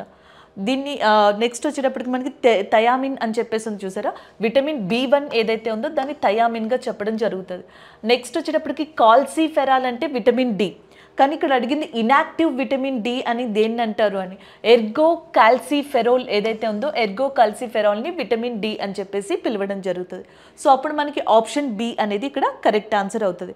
అలాగే విటమిన్ B12 అని చెప్పేసి ఉంటుంది, దీన్ని సైనాకోబాలమిన్గా కూడా పిలవడం జరుగుతుంది అనమాట. సో ఇలా చూసుకుంటూ ఉండండి విటమిన్స్కి సంబంధించి. సో ఇక్కడ క్వశ్చన్ చూడండి, విక్రమశీల గంగా డాల్ఫిన్ వన్యప్రాణుల అభయారణ్యం ఈ క్రింది ఏ రాష్ట్రంలో ఉంది అని చెప్పేసి అడుగుతున్నారు.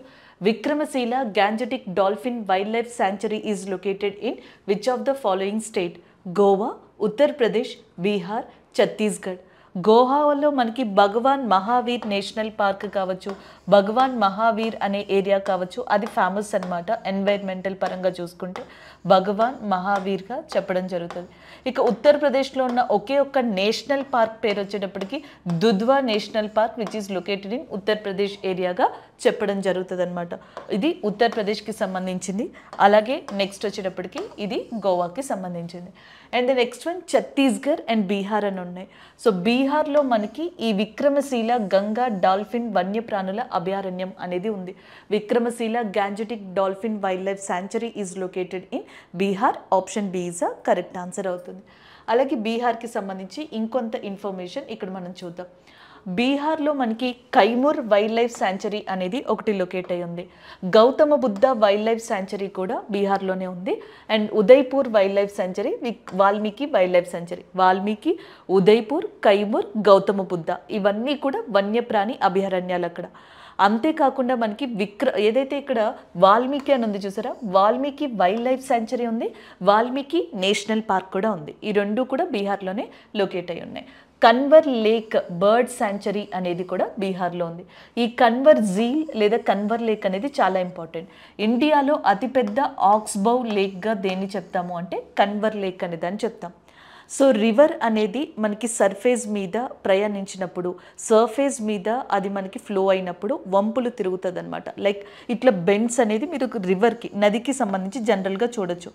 ఇక్కడ సర్ఫేస్ దృష్ట్యా, జాగ్రఫికల్ ఏరియా దృష్ట్యా రివర్ ఎక్కడైతే మనకి ఎక్కువగా ఇట్లా క్రిసెంట్ షేప్లో చంద్రాకారం అంటాం కదా, అర్ధవంక అని చెప్పేసి, సో ఇట్లా మనకి యూ షేప్లో బెండ్ అవుతుందో ఎక్కువగా, అక్కడ ఏర్పడే లేక్ని ఆక్స్బౌ లేక్ అని చెప్పేసి కూడా పిలవచ్చు అనమాట. అంటే ఇలా వంపులు తిరిగేది ఉంది చూసారా, ఇలా కనుక నది వంపులు తిరిగితే దీన్ని మియాండర్ అంటాం.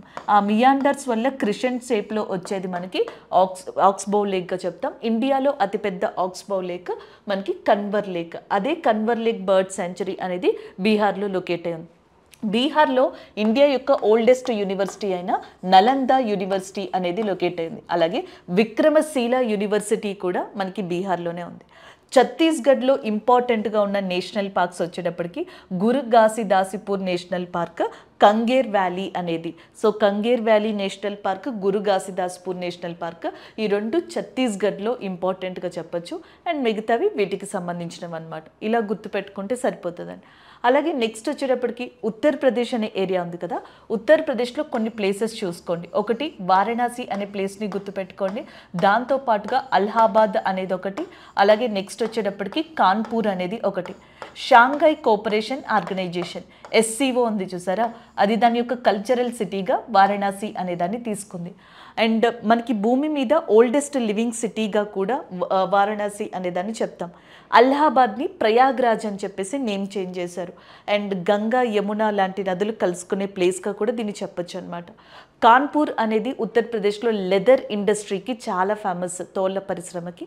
అది యూపీకి సంబంధించి అట్లీస్ట్ మీరు గుర్తుపెట్టుకోవాల్సిన ఇంపార్టెంట్ ఇన్ఫర్మేషన్. గోవాలో మనకి మర్ము గోవన్ అనే పోర్ట్ ఉంది. ఆ పోర్ట్ చాలా ఇంపార్టెంట్ అండి, అది ఒకసారి చూసుకోండి. మర్ము గోవన్ పోర్ట్ అనేది ఎక్కడ లొకేట్ అయిందంటే గోవా. యూనిఫామ్ సివిల్ కోడ్ అని చెప్పేసి అంటాం, ఈ మధ్యన బాగా పాపులర్ అవుతుంది. ఆర్టికల్ 44లో అది మెన్షన్ చేసి ఉంటుంది. And directive principles of state policy, ఆదేశిక సూత్రాల్లో ఇది మెన్షన్ అయ్యి ఉంటుంది. యూనిఫామ్ సివిల్ కోడ్ని ఫస్ట్ అప్లై చేసిన స్టేట్ ఏది అంటే గోవా. సో ఇప్పుడు మనకి తీసుకురాబోతున్న ఇంకొక స్టేట్ ఏదంటే ఉత్తరాఖండ్గా చెప్పడం జరుగుతుంది అనమాట. అండ్ నెక్స్ట్ ఉత్తరాఖండ్లో రాణి బహ్రీ అనే పర్సన్ ఎవరైతే ఉంటారో, ఈమె ఆ హైకోర్టుకి, ఉత్తరాఖండ్ హైకోర్టుకి ఫస్ట్ విమెన్ చీఫ్ జస్టిస్గా రీసెంట్గా అపాయింట్ అయ్యారు. అండ్ 106 నేషనల్ పార్క్స్ ఇండియాలో ఉన్నాయి. అందులో first national park Jim Corbett national park అంటాం. దీన్నే మనకి హేలీ నేషనల్ పార్క్ అని కూడా అంటారు.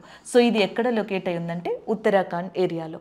అలాగే ఉత్తరాఖండ్లో ఇంపార్టెంట్ నేషనల్ పార్క్గా వ్యాలీ ఆఫ్ ఫ్లవర్స్ అనే దాన్ని కూడా చెప్పడం జరుగుతుంది. One of the important national park. ఉత్తరాఖండ్లో ఇంపార్టెంట్ బయోస్పియర్ వచ్చేటప్పటికి మనకి నందాదేవి బయోస్పియర్ అని చెప్పేసి అంటాం. ఇది కూడా ఉత్తరాఖండ్లోనే లొకేట్ అయి ఉంది. సో ఇవి ఓవరాల్గా మనం గుర్తుపెట్టుకోవాల్సిన కొన్ని పాయింట్స్. ఈ గోవా దగ్గర నుంచి నెమ్మదిగా ఉత్తరాఖండ్ వైపుకి తీసుకొచ్చి మనం చూసుకున్నాం. సో ఇవి ఈ క్వశ్చన్ ద్వారా మనం ఇంపార్టెంట్గా రివైజ్ చేయొచ్చు. ఇక్కడ answer Vikramashila Gangetic dolphin sanctuary అనేది బీహార్లో లొకేట్ అయింది. ఇండియా నేషనల్ అక్వాటిక్ యానిమల్, మన జాతీయ జల జంతువు కూడా ఏది అంటే మనకి గంగా డాల్ఫిన్గా చెప్పొచ్చు అనమాట. సో నెక్స్ట్ వన్ చూడండి, గల్ఫ్ ఆఫ్ ఒమన్ మరియు ఎర్ర సముద్రం ఈ క్రింది వాటిలో ఏ భాగంలో ఉన్నాయి అని చెప్పేసి అడుగుతున్నారు. So gulf of Oman and red sea are the parts of Atlantic ocean, Pacific ocean, Arctic ocean, Indian ocean. So హిందూ మహాసముద్రం ఏదైతే ఉందో ఇండియన్ ఓషన్కి సంబంధించిన పార్ట్గా red see and Gulf of Oman అనే దాన్ని చెప్పచ్చు. So option A is a correct answer. So ఇలాంటి క్వశ్చన్స్ని ఇంకా మనకి డిఫరెంట్ పార్ట్స్లో కూడా అడగచ్చు కాబట్టి ఒకసారి ఇక్కడ చూద్దాం. సో ఇక్కడ వచ్చేటప్పటికి రెడ్ సీ ఉంది చూసారా, ఇక్కడ ఎర్ర సముద్రం అనేది ఉంది, ఇక్కడ అరేబియన్ సీ ఉంది. రెడ్ సీని అరేబియన్ సీని కనెక్ట్ చేసేది ఏది అంటే gulf of Aden. Direct question పడుతుంది. Gulf of Aden connects red see and Arabian సీగా చెప్పచ్చు. అలాగే గల్ఫ్ ఆఫ్ ఒమన్ అని చెప్పేసి ఉంది చూసారా, ఇటువైపు మనకి పర్షియన్ గల్ఫ్ అని ఉంటుంది, ఇటువైపు అరేబియన్ సీ ఉంటుంది. అరేబియన్ సీని పర్షియన్ గల్ఫ్ని కలిపేది కూడా గల్ఫ్ ఆఫ్ ఒమన్గానే చెప్తామన్నమాట. సో ఈ రెండు పాయింట్స్ గుర్తుపెట్టుకోండి. నెక్స్ట్ వన్, రెడ్ సీ అనేది ఈ మధ్యన మనకి ఎక్కువగా కరెంట్ అఫైర్స్లో కనిపిస్తుంది. దానికి కారణం ఇటువైపు ఉన్న యమన్ కంట్రీ. ఈ యమన్ కంట్రీలో రెబల్స్ని హౌతీస్గా చెప్తాం. గాజాలో మనకి హమాస్ ఎలాగో యమన్లో హౌతీస్ అనేవాళ్ళు అలాగా. వీళ్ళు రెడ్ సీ మీద ఎక్కువగా అటాక్స్ చేస్తున్నారు, ఇక్కడ వచ్చే షిప్స్ మీద. ఎందుకు? సో ఇటువైపు మనకి మధ్యధరా సముద్రం, మెడిటేరియన్ సీ అని చెప్పేసి ఉంది. మెడిటేరియన్ సీని రెడ్ సీని కనెక్ట్ చేసేది ఏది అంటే సుయాజ్ కెనాల్గా చెప్తాం. సుయాజ్ కెనాల్ దేన్ని కనెక్ట్ చేస్తుంది? మధ్యధరా సముద్రాన్ని, ఎర్ర సముద్రాన్ని. సో ఇది ప్రపంచంలోనే మోస్ట్ బిజియెస్ట్ బిజినెస్ ఏరియాగా, సీ ఏరియాగా కూడా చెప్తాం ఈ ఏరియాని. అందుకని రెడ్ సీ మీద వీళ్ళ దాడులు ఎక్కువగా జరుగుతున్నాయి. కాబట్టి రెడ్ సీ నుంచి మనకి ఎలాంటి క్వశ్చన్స్ వస్తాయంటే, రెడ్ సీ చుట్టుపక్కల ఆనుకొని ఉన్న కంట్రీస్ ఏవి, which are the border countries of Red Sea. దానికి ఇంపార్టెంట్ ట్రిక్గా కావచ్చు, షార్ట్ కట్గా కావచ్చు, మీరు ఎలా గుర్తుపెట్టుకుంటారో దేశీగా గుర్తుపెట్టుకోండి. దేశీ అంటే రెడ్ సీ, డి అంటే జిబూతి, ఈ అంటే ఎరిత్రియా, ఎస్ అంటే సూడాన్, ఎస్ అంటే సౌదీ అరేబియా, ఈ అంటే ఈజిప్ట్, వై అంటే Yemen. Egypt, Yemen, Sudan, Saudi Arabia, Eritrea, Djibouti. So ఈ కంట్రీస్ రెడ్ సీ అనే దాన్ని ఆనుకొని ఉంటాయి. అలా మీరు గుర్తుపెట్టేసుకుంటే సరిపోతుందండి. So this is all about red sea, gulf of Aden, gulf of Oman, Persian gulf. వీటి గురించి మనం జనరల్గా చెప్పుకోవచ్చు అనమాట. సో క్వశ్చన్ ఏమని అడిగారు? So Red see and Gulf of Oman అనేవి ఏ పార్టీకి సంబంధించినవి అని. సో హిందూ మహాసముద్రానికి సంబంధించినవిగా గుర్తుపెట్టుకుంటే సరిపోతుంది. అంతేకాకుండా కొన్నిసార్లు మీకు ఇలాంటి క్వశ్చన్స్ కూడా వస్తాయి. సో ఇటు మనకి జనరల్గా నార్త్ అమెరికా, సౌత్ అమెరికా, ఇటు యూరప్, ఆఫ్రికా ఇలా ఉందనుకోండి. ఈ మధ్యలో మనకి ఓషన్ ఉంటుంది ఎస్ షేప్లో. ఎస్ ఆకారంలో ఉండే ఓషన్ ఏది అని అడిగితే అట్లాంటిక్ ఓషన్. అట్లాంటిక్ మహాసముద్రం అనేది ఎస్ ఆకారంలో ఉంటుంది. ప్రతి సీకి, ప్రతి ఓషన్కి కోస్టల్ ఏరియా ఉంటుంది. సీకి ప్రతి దానికి కూడా, ప్రతి సముద్రానికి కోస్టల్ ఏరియా అనేది ఉంటుంది, సముద్ర తీరం. సో మనకి ఇండియాకి తీసుకున్నాం అనుకోండి, ఇటువైపు మనకి ఈస్టర్న్ కోస్టల్ ఏరియా, ఇటువైపు వెస్టర్న్ కోస్టల్ ఏరియా ఉంటాయి చూసారా, అలాగా. కానీ ప్రపంచంలో ఒకే ఒక్క సీకి ఏ కోస్టల్ ఏరియా అనేది ఉండదు. కోస్టల్ లైన్, సముద్ర తీరం లేని సముద్రం ఏది ప్రపంచంలో అంటే సర్గాసో సీగా చెప్తాం. సర్గాసో సీ. అట్లాంటిక్ సీకి మనకి ఎగ్జాక్ట్గా వెస్ట్ వైపు లొకేట్ అయి ఉంటుంది సర్గాసో సీ. దీనికి ఎటువంటి జనరల్గా మనకి ఏంటి ఏమంటారు, కోస్టల్ లైన్ అది జనరల్గా కనిపించదు అనమాట. పసిఫిక్ సముద్రాన్ని తీసుకున్నారనుకోండి, సో దీన్ని ఏమని చెప్పేసి కూడా పిలవచ్చు అంటే మనకి నెంబర్ ఆఫ్ యాక్టివ్ వాల్కనోస్ ఏవైతే ఉంటాయో సో అవి ఇక్కడ ఎక్కువగా ఉంటాయి. అందుకని దీన్ని రింగ్ ఆఫ్ ఫైర్ అని చెప్పేసి పిలుస్తారు. రింగ్ ఆఫ్ ఫైర్ అని ఏ సముద్రాన్ని పిలుస్తారు అంటే పసిఫిక్ ఓషన్ లేదా పసిఫిక్ మహాసముద్రాన్ని పిలవడం జరుగుతుంది. సో ఇలా ఓషన్స్ గురించి చూసుకోండి. అక్కడి నుంచి కూడా మనకి ఎస్ఎస్సి జీడీ వల్ల మెయిన్ పెచ్చింగ్ అనేది ఉంటుంది. So here option A is the correct answer. Next one చూద్దాం. సో నెక్స్ట్ వన్ చూడండి, 27వ world association of investors promotion agencies ప్రపంచ పెట్టుబడి సదస్సు ఎక్కడ నిర్వహించబోతుంది? సో ఇది మనకి world association of investment promoters ఏజెన్సీగా చెప్పచ్చు అనమాట, WAIPA. దీని యొక్క కాన్ఫరెన్స్ అనేది రీసెంట్గా ఎక్కడ నిర్వహించబడుతుంది? ఆల్రెడీ నిర్వహించారండి. ఎక్కడని చెప్పేసి అడుగుతున్నారు. ముంబై, చెన్నై, న్యూఢిల్లీ, బెంగళూరు.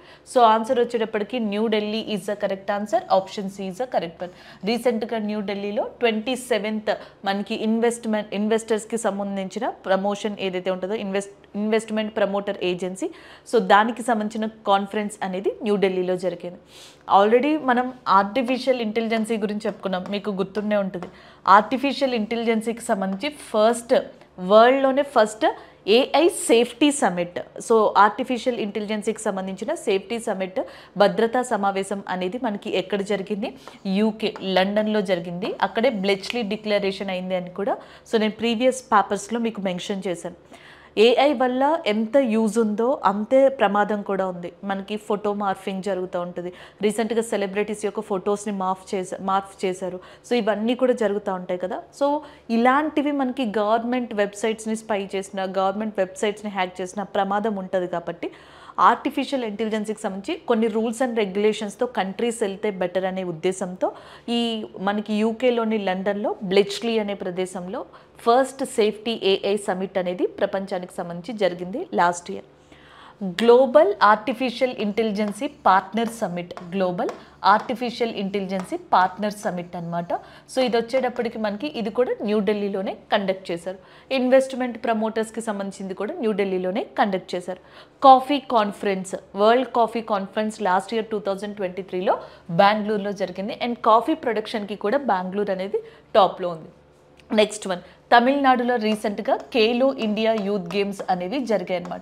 ఈ ఖేలో ఇండియా యూత్ గేమ్స్కి సంబంధించిన మాస్కెట్ ఏంటంటే సింబల్ వీర మాతంగై అనేది దీని యొక్క మాస్కెట్గా ఉందన్నమాట, మాస్కెట్గా ఉంది. అదొకటి గుర్తుపెట్టుకోండి. నెక్స్ట్ వచ్చేటప్పటికి ఖేలో ఇండియా వింటర్ గేమ్స్కి సంబంధించి సింబల్ ఏంటి, మనకి స్నో లెపర్డ్, మంచు చిరుత పులి ఏదైతే ఉందో అది దీని యొక్క సింబల్. షేన్గా చెప్తున్నారనమాట, షేన్. అలాగే ఖేలో ఇండియా యూనివర్సిటీ గేమ్స్ అని చెప్పేసి రీసెంట్గా స్టార్ట్ అవుతున్నాయి. ఇది మనకి అస్సాంలో స్టార్ట్ అవుతుంది. దీనికి సంబంధించి అష్టలక్ష్మి అనేది మాస్కెట్గా ఉంది. దీనికి అష్టలక్ష్మి మాస్కెట్, దీనికి వచ్చేటప్పటికి మనకి స్నో లెపర్డ్, దీనికి ఏమో మనకి వీరమాతంగై అనేది సింబల్గా ఉంది. ఇది తమిళనాడులో, ఇది మనకి జమ్మూ కాశ్మీర్ అండ్ లడాఖ్లో, అండ్ యూనివర్సిటీ గేమ్స్ వచ్చేటప్పటికి అస్సాంలో. Last time national sports games అనమాట, ఇండియాకి సంబంధించి నేషనల్ స్పోర్ట్స్ అనేవి మనకి జరిగినప్పుడు దాని యొక్క మాస్కెట్ సింబల్ వచ్చేటప్పటికి మోగా అని చెప్పేసి ఉంది. అది మనకి స్పోర్ట్స్ మినిస్టర్గా అనురాగ్ సింగ్ ఠాకూర్ గారు ఉండడం జరిగింది. సో ఇవి కొన్ని అప్డేషన్స్, మీరు చదువుకుంటే మీకు ఇవి కూడా యూజ్ ఉంటాయండి. This is all about this question. Option C ఏదైతే ఉందో అది కరెక్ట్ ఆన్సర్ అవుతుంది. నెక్స్ట్ వన్, ప్రభుత్వ పాఠశాలలో విద్యను మార్చేందుకు అప్నా విద్యాలయ్ కార్యక్రమంలో భాగంగా మై స్కూల్ మై ప్రైడ్ ప్రచారాన్ని భారతదేశంలో ఏ రాష్ట్రం ప్రారంభించింది అని అడుగుతున్నారు. Which Indian state has launched my school my pride campaign as a part of the Apna Vidyalaya program for transformation of education in government schools.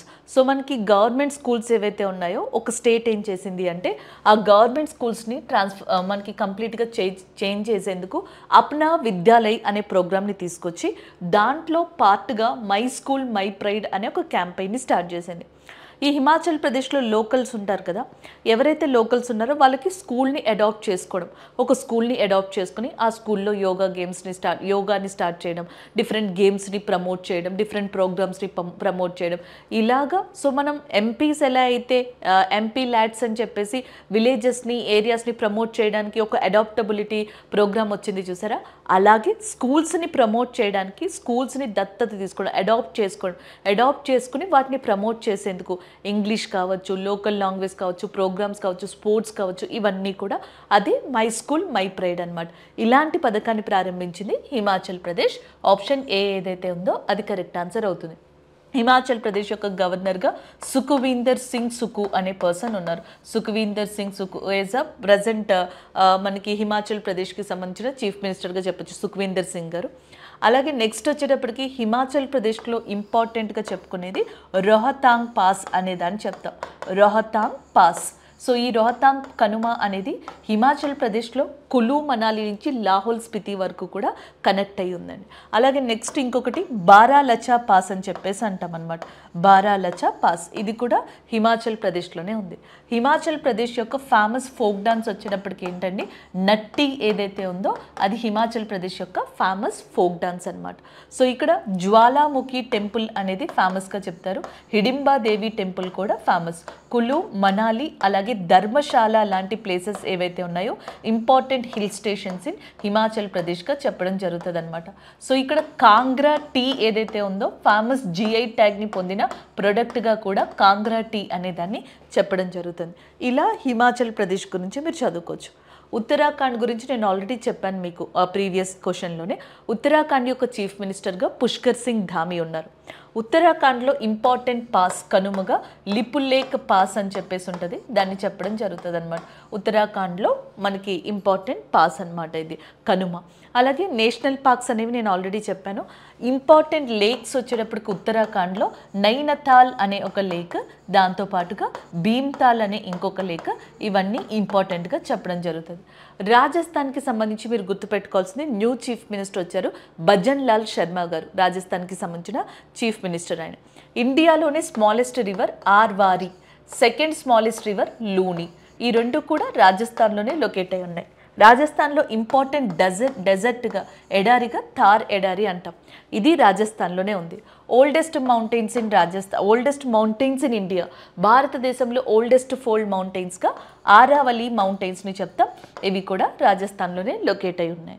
ఇక పంజాబ్కి సంబంధించి అంటే మనకి అమృత్సర్ టెంపుల్ లాంటివి చెప్పచ్చు, వాఘా బోర్డర్ ఏదైతే ఉందో దాని గురించి చెప్పచ్చు, అలాగే నెక్స్ట్ భాంగ్రా లాంటి ఇంపార్టెంట్ ఫోక్ డాన్స్ గురించి చెప్పచ్చు.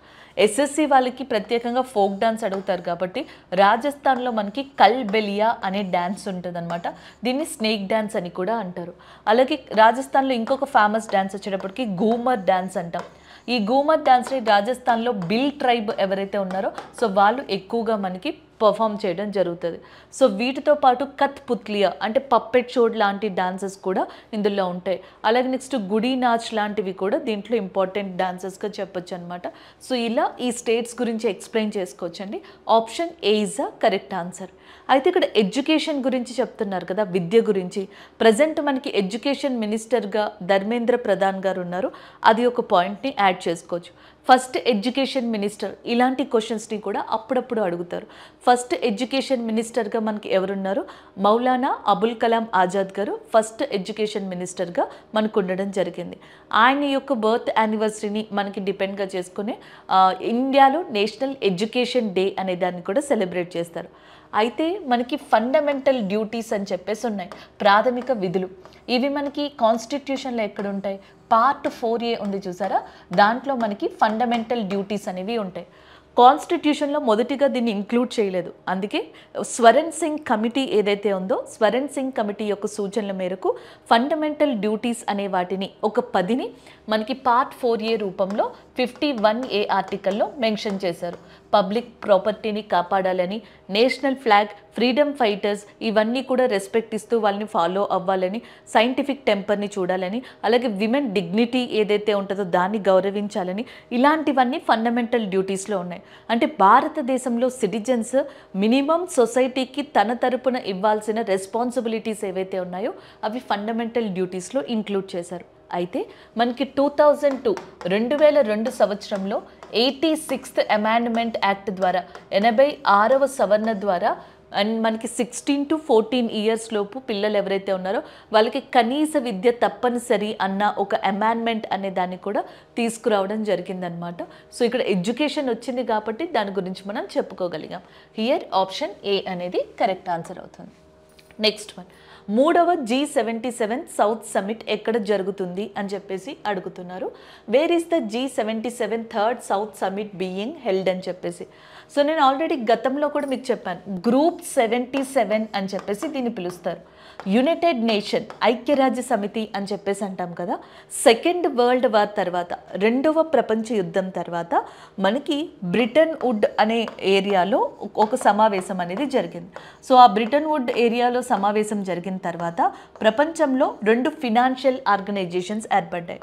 ఒకటి వరల్డ్ బ్యాంక్గా చెప్తాం, అండ్ ఇంకొకటి వచ్చేటప్పటికి మనకి మెయిన్గా దట్ ఈస్ IMF, అంతర్జాతీయ ద్రవ్యనిధిగా చెప్పడం జరుగుతుంది.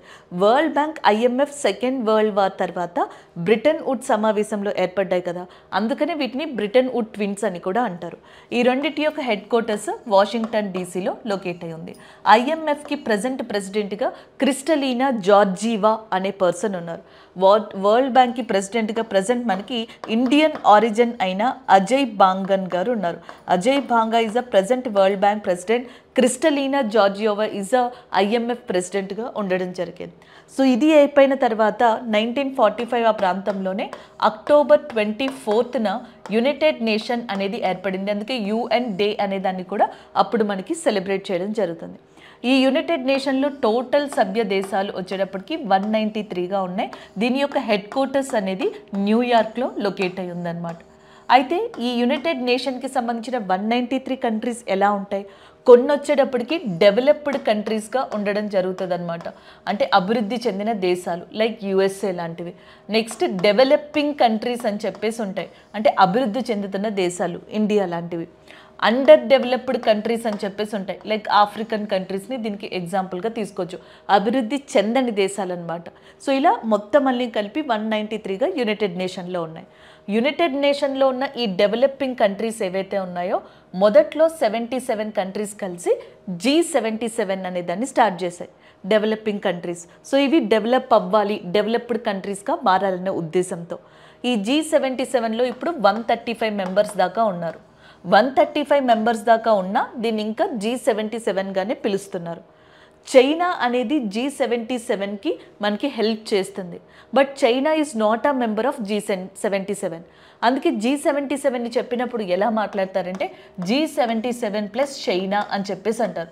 China is not a member of G77, China is a supporter of G77గా చెప్పచ్చు. అది గ్రూప్ 77 యొక్క మెయిన్ ఇంపార్టెన్స్ అన్నమాట. ఈ సమావేశం అనేది థర్డ్ సౌత్ సమావేశం అనేది మనకి ఎక్కడ జరుగుతుంది అని చెప్పేసి అడిగారు. Argentina, Brazil, China, Uganda. మీకు ఆప్షన్స్లో చైనా కనిపించడానికి కూడా రీజన్ అదే. సో మనకి ఈ సమావేశం ఉగాండాలోని కంపాలా అనే ప్రదేశం ఏదైతే ఉందో, సో ఈ కంపాలా అనే ఏరియాలో జరుగుతుంది. The option is nothing but Uganda. G77 is nothing but the developing countries group and which is mostly originated from that United nation member of కంట్రీస్గా చెప్పచ్చు. సో అది ఓవరాల్గా దీనికి సంబంధించిన ఎక్స్ప్లెనేషన్ అండి. అలాగే బ్రెజిల్ ఉంది చూసారా, బ్రెజిల్లో మనకి ఈ సంవత్సరం బ్రిక్స్ యొక్క సమావేశం అనేది జరగబోతుంది.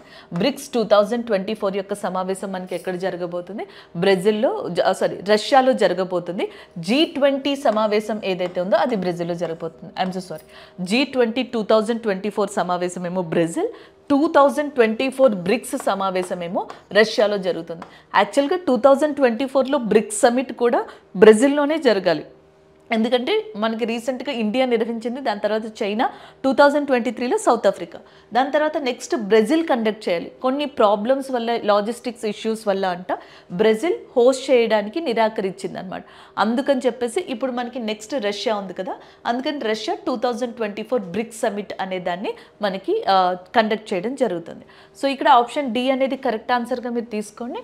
అండ్ నెక్స్ట్ వన్ చూద్దాం. నెక్స్ట్ వన్, హార్న్బిల్ ఫెస్టివల్ యొక్క 24th ఎడిషన్ ఏ నాగా హెరిటేజ్ విలేజ్లో ప్రారంభమైంది. So the 24th edition of the Hornbill festival begins at which Naga heritage village అని చెప్పేసి అడిగారు. ఇది మంచి క్వశ్చన్ అండి. హార్న్బిల్ ఫెస్టివల్ అంటే నాగాల్యాండ్ అని మనకు తెలుసు, నాగా సెలబ్రేట్ చేసుకునే పండుగగా కూడా దీన్ని చెప్తారు. ఏ విలేజ్లో అని చెప్పేసి అడుగుతున్నారు. సో మనకి కిసామా విలేజ్ అనే ఏదైతే ఉందో ఈ కిసామా గ్రామంలో దీన్ని సెలబ్రేట్ చేసుకోవడం జరుగుతుంది, కిసామా విలేజ్. సో ఇక్కడ 24th edition of Hornbill festival of Nagaland అనేది సెలబ్రేట్ చేస్తారు. ఫెస్టివల్స్ చదువుతూ ఉండండి, ఖచ్చితంగా మిమ్మల్ని ఫెస్టివల్స్ గురించి క్వశ్చన్స్ అడుగుతారు. ఏ ఫెస్టివల్ ఎటు నుంచి అడుగుతారో కూడా మనకు ఐడియా లేదండి. ఫర్ ఎగ్జాంపుల్కి నేను చెప్తున్నాను, లాస్ట్ టైం ఒక క్వశ్చన్ పేపర్లో మనకి కంబాలా ఫెస్టివల్ అనేది కనిపించింది. ఇది బఫెల్లోస్కి సంబంధించింది, మీరు కాంతారా మూవీలో కూడా చూసుంటారు. కర్ణాటకలో చాలా ఫేమస్గా దీన్ని చెప్పడం జరుగుతుంది అనమాట. కంబాలా ఫెస్టివల్ అనేది మనకి బఫెల్లో రేస్గా, బఫెల్లోస్కి సంబంధించిందిగా చెప్తాం. కొంచెం సిమిలారిటీగా ఇలాగే మనకి తమిళనాడులో జల్లికట్టు ఫెస్టివల్ అని చెప్పేసి ఉంటుంది. Jallikattu is in that celebrated in Tamil Nadu area. Same ఇదే తమిళనాడులో ఫాక్స్ దర్శన్ అనేది కూడా జరుగుతుంది. ఈ నక్కలకి సంబంధించిందంట ఫాక్స్ దర్శన్ ఫెస్టివల్ జల్లికట్టు తమిళనాడులో, కంబాల కర్ణాటకలో. అండ్ నెక్స్ట్ దాని పక్కనున్న కేరళ ఉంది చూసారా, ఇక్కడ మనకి జరిగేది వల్లం కల్లి ఫెస్టివల్ అని చెప్పేసి చెప్తారు. This is called as a Vallam Kali festival. Same ఇలాగే మనకి అస్సాం స్టేట్ ఉంది చూసారా, ఈ అస్సాం రాష్ట్రంలో బుల్బుల్ ఫైట్ అనేది ఒకటి జరుగుతుందంట. సో మనం ఇక్కడ ఆంధ్రప్రదేశ్లో కోడి పందాలు అంటాం చూసారా, సో సేమ్ అలాగే అస్సాంలో బుల్బుల్ బర్డ్స్తో ఫైట్ చేపిస్తారంట, బుల్బుల్ ఫైట్ అని చెప్పేసి. సో ఇప్పుడు మనకి కంబాలా ఫైట్ని కానీ, జల్లికట్టు కావచ్చు, బుల్బుల్ ఫైట్ ఇవన్నీ ఆపేయమని ఎన్వైర్మెంటలిస్ట్ ఎన్జిఓలు అడుగుతున్నాయన్నమాట. ఇది కరెక్ట్ కాదు, యానిమల్స్ని హింసించద్దని, బట్ చాలా సంవత్సరం నుంచి ట్రెడిషన్గా వస్తుంది కదా, ఇది కంటిన్యూ చేస్తామని ఆ స్టేట్లో ఉన్న ప్రజలు అంటున్నారు. సో ఇది మొత్తం దానివల్ల ఇవన్నీ న్యూస్లో ఉన్నాయండి. బుల్బుల్ ఫెస్టివల్, బుల్బుల్ ఫైట్, కంబాల, జల్లికట్టు, ఫాక్స్ దర్శన్ అనేది దీనికి సంబంధించిందే, వల్లంకల్లి అనే దాన్ని కూడా చెప్పడం జరుగుతుంది. వీటితో పాటు ఇంకొన్ని ఫెస్టివల్ ఉన్నాయి. జీరో వ్యాలీ ఫెస్టివల్ అంటాం, లేదా వ్యాలీ మ్యూజిక్ ఫెస్టివల్ అని కూడా అంటాం అనమాట. ఇది వచ్చేటప్పటికి మనకి అరుణాచల్ ప్రదేశ్లో సెలబ్రేట్ చేసుకుంటారు, Arunachal Pradesh. So next Bihu festival, number of times ఎస్ఎస్సిలో అడిగింది. బిహు ఫెస్టివల్ అస్సాంలో సెలబ్రేట్ చేసుకుంటారు. ఇవి 3 టైప్స్లో ఉంటాయి అన్నమాట. ఒకటి వచ్చేటప్పటికి భోగ బిహు, లైక్ న్యూ ఇయర్, మనకి ఉగాది ఎలాగో వీళ్ళకి భోగ బిహు అలాగా, అది ఒకటి. నెక్స్ట్ మాఘ బిహు అనే ఇంకొక ఫెస్టివల్. ఈ మాఘ బిహు ఫెస్టివల్ అప్పుడే వీళ్ళు మనకి బుల్బుల్ ఫైట్ అనే దాన్ని కూడా నిర్వహించడం జరుగుతుంది కొన్ని ఏరియాస్లో అస్సాంలో. దాంతోపాటుగా కాతి బిహు అని చెప్పేసి ఇంకొకటి ఉంటుంది. మాఘ బిహు, భోగ బిహు, కాతి బిహు. సో ఇలాగా ఫెస్టివల్స్ అనేవి ఉంటాయన్నమాట. అలాగే సూరజ్ కుంద్ ఫెస్టివల్ అని చెప్పేసి ఉంటుందండి. సూరజ్ కుంద్ ఫెస్టివల్ ఇది చాలా ఫేమస్. హర్యానాలో దీన్ని సెలబ్రేట్ చేయడం జరుగుతుంది అనమాట. హర్యానాలో ఈ సూరజ్ కుంద్ ఫెస్టివల్ అనే దాన్ని సెలబ్రేట్ చేస్తారు. ఈ సంవత్సరం 37th edition Suraj Kund festival అనేది హర్యానాలో జరుగుతుంది. ఆ ఫెస్టివల్కి అటెండ్ అయితే మీకు ఎక్కడ చూసినా గుజరాత్ కల్చర్ కనిపిస్తుంది, ఎందుకంటే ఈసారి ఫెస్టివల్ థీమే గుజరాత్ అనమాట. సో అలా వాళ్ళు సెట్ చేసుకున్నారు. అలాగే నెక్స్ట్ వచ్చేటప్పటికి మనకి ఇండియాలోనే అతిపెద్ద క్యాటిల్ ఫెయిర్, పశు మేళాగా దేన్ని చెప్తామంటే సోనేపూర్ క్యాటిల్ మేల్ అని చెప్పేసి దీన్ని చెప్తాం. సోనేపూర్ క్యాటిల్ ఫెస్టివల్, దీన్ని మనకి బీహార్లో సెలబ్రేట్ చేసుకోవడం జరుగుతుంది అనమాట. ఇంటర్నేషనల్ కైట్ ఫెస్టివల్ అనేది గుజరాత్లో సెలబ్రేట్ చేస్తారు. ఇంటర్నేషనల్ లిటరేచర్ ఫెస్టివల్ అనేది జైపూర్, రాజస్థాన్లో. సో అదే రాజస్థాన్లో మనకి ఎవ్రీ ఇయర్ పుష్కర్ మేళా అనే దాన్ని కూడా సెలబ్రేట్ చేయడం జరుగుతుంది. ఖజురహో ఫెస్టివల్ అని చెప్పేసి ఒకటి జరుగుతుంది, డాన్స్ అండ్ మ్యూజిక్కి సంబంధించింది. ఖజురహో ఫెస్టివల్ మ్యూజిక్ ఫెస్టివల్ అనమాట. ఇది వచ్చేటప్పటికి మనకి మధ్యప్రదేశ్లో దీన్ని సెలబ్రేట్ చేయడం జరుగుతుంది అనమాట. సో ఇలా ఫెస్టివల్స్ అనేవి ఉంటాయి. 1-2 సార్లు క్రాస్ చెక్ చేసుకోండి. Festivals, dance, art and culture నుంచి ఖచ్చితంగా 1 or 2 క్వశ్చన్స్ని మనం ఎక్స్పెక్ట్ చేయొచ్చు పేపర్లో. ఆప్షన్ మనకి ఇక్కడ ఏ అనేది కరెక్ట్ ఆన్సర్ అవుతుంది. కిసామా విలేజ్లో నాగాల్యాండ్కి సంబంధించి హార్నబిల్ ఫెస్టివల్ అనేది సెలబ్రేట్ చేసుకుంటారు. Option A is the correct answer.